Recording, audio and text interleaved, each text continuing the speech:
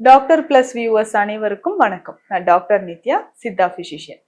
சிறுநீரகம் பாதிப்பு அப்படின்னு சொல்றது இன்றைய காலகட்டத்துல யாருக்கு எப்போ வருதுன்னே தெரியாத மாதிரி தான் இருக்கு.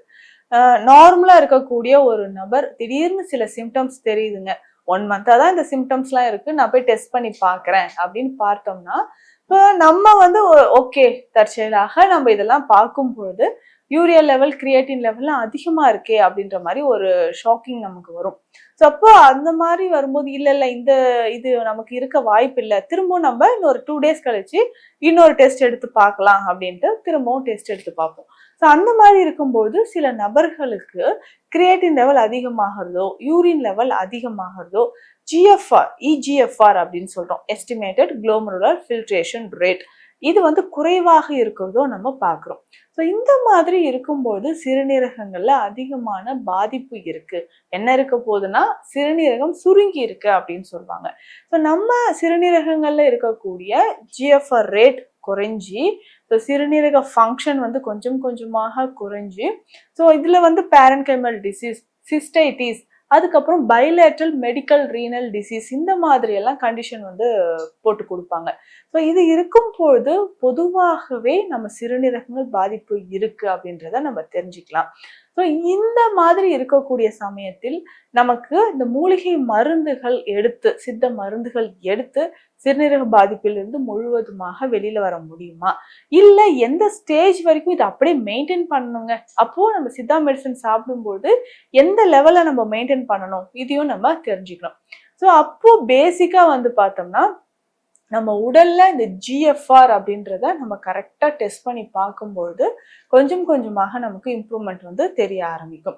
ஸோ பொதுவாக இதோட லெவல் அப்படின்னு சொல்லிட்டு பார்க்கும்போது இஜிஎஃப்ஆர் பேசிக்கா நம்ம வந்து ஒரு டெஸ்ட் எடுத்து பார்க்குறோம்னா அபவ் 90க்கும் மேற்பட்டு தான் கண்டிப்பாக இருக்கணும். ஒரு ஹெல்த்தி கிட்னி, நம்ம கிட்னியோட ஃபங்க்ஷன் வந்து நார்மலா இருக்கணும் அப்படின்னா ஜிஎஃப்ஆரோட ரேஞ்ச் வந்து அபவ் 90 இருக்கும்.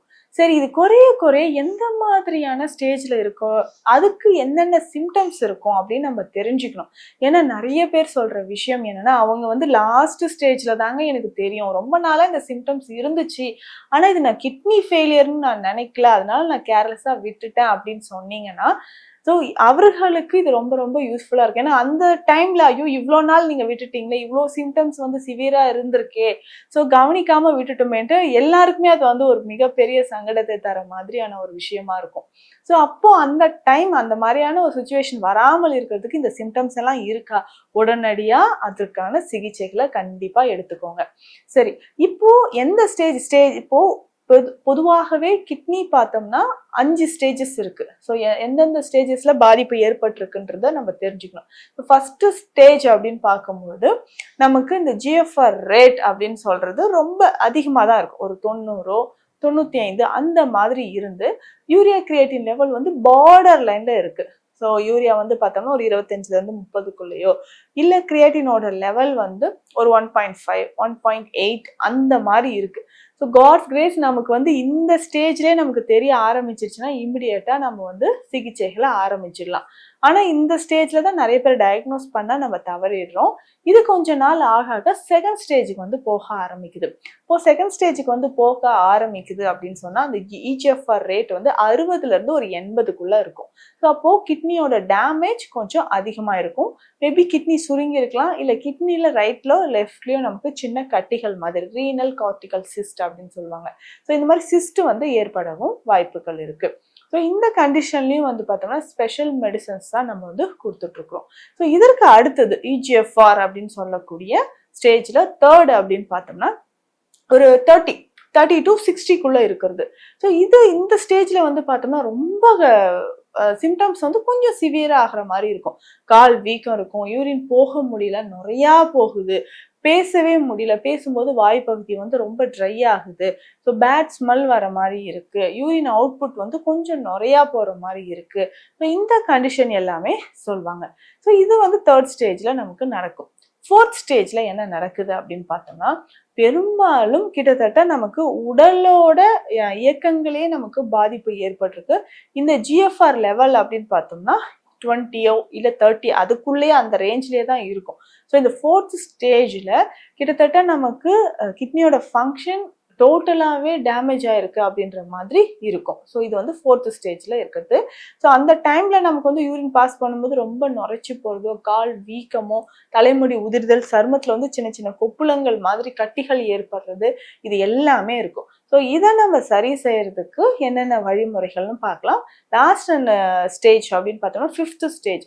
இந்த 5th ஸ்டேஜ்ல இஜிஎஃப்ஆர் ரேட் வந்து பிலோ 20க்கும் கீழே இருக்கும்போது நிறைய மாற்றங்கள் நடக்கும். நடக்க முடியல, வயிறு உப்புசமா இருக்கு, நீர்க்கோத்த மாதிரி இருக்கு, என்ன பண்றதுன்னே தெரியல அப்படின்னு சொல்லுவாங்க. இந்த மாதிரி ஸ்டேஜ்ல இருந்தீங்கன்னா மருத்துவர்கள் வந்து இல்லைங்க டயாலிசிஸ் தான் அப்படின்ற மாதிரி ஒரு 1 or 2 டைம்ஸ் வந்து டயாலிசிஸை பரிந்துரை செய்யற மாதிரி நம்ம பண்ணும்போது ஸோ நம்ம சிம்டம்ஸ் வந்து நல்லாவே குறைய ஆரம்பிக்கும். இதனோடு சேர்ந்தும் சித்த மருந்துகள் எடுத்துக்கலாம்.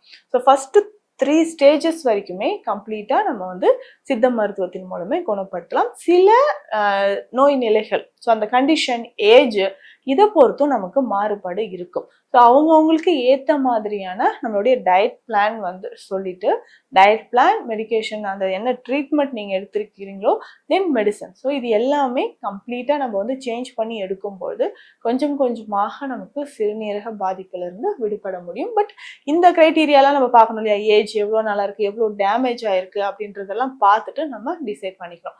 ஸோ கொஞ்சம் சிம்பிளாக நான் சொன்ன மாதிரி சிம்டம்ஸ் ஏதாவது இருந்தால் உடனே கவனமாக இதை வந்து நம்ம பார்த்துக்கணும்.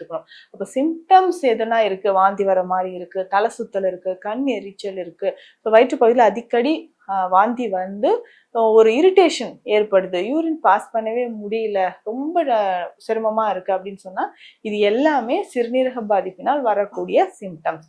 ஸோ இதை வந்து நம்ம உடனே தெரிஞ்சிடுச்சு அப்படின்னா நம்ம லேப்ல டெஸ்ட் பண்ணி பார்த்துட்டு அதுக்கப்புறம் டிசைட் பண்றது பெட்டரா இருக்கும். ஸோ இந்த மாதிரி சிறுநீரக பிரச்சனைகள் இருக்கும்போது உணவு முறையில புளி சேர்க்காமல் சாப்பிட்றது ரொம்ப ரொம்ப நல்லது. இதற்கு அடுத்தது பார்த்தோம்னா இந்த கவுனி அரிசி வகைகள். ஸோ இந்த மாதிரி கவுனி அரிசி வகைகள் எல்லாமே அன்பாலிஷ்டு ரைஸாக இருக்கும். இதை நம்ம சாப்பிடும்போது கிட்னி தொடர்பான பிரச்சனைகள் கொஞ்சம் கொஞ்சமாக நமக்கு சரி வர ஆரம்பிக்கும். அதே மாதிரி நீர்ச்சத்து இருக்கக்கூடிய காய்கறிகள், நரம்பு வந்து வலிமையாக இருப்பதற்கான காய்கறிகள், இது எல்லாமே சாப்பிடணும். ஸோ தவிர்க்க வேண்டியது அப்படின்னு பார்த்தோம்னா உப்புச்சத்து அதிகமாக இருக்கக்கூடிய உணவுகளை தவிர்க்க வேண்டும். அதுக்கப்புறம் நரம்புகள் வந்து பாதிப்படைய செய்யக்கூடிய உணவுகளை தவிர்த்துட்டு, ஸோ உணவுகள் வந்து சரியாக எடுத்துட்டு வந்தோம்னா சிறுநீரக பிரச்சனை அப்படின்றது கண்டிப்பாக கொஞ்சம் கொஞ்சமாக நலம் பெற முடியும். ஸோ இந்த பதிவில் சிறுநீரக பாதிப்புனா என்ன, அது வந்து எந்த ஸ்டேஜில் நமக்கு வந்து அதிகமாக பரிச்சயமாகுது, எந்த மாதிரி இருந்தால் எப்படி எப்படி உணவு முறைகள், மருத்துவ முறைகளை மேற்கொள்ளணும்ட்டு இந்த பதிவில் பார்த்துருக்குறோம். மீண்டும் அடுத்த பதிவில் சந்திக்கலாம். நன்றி.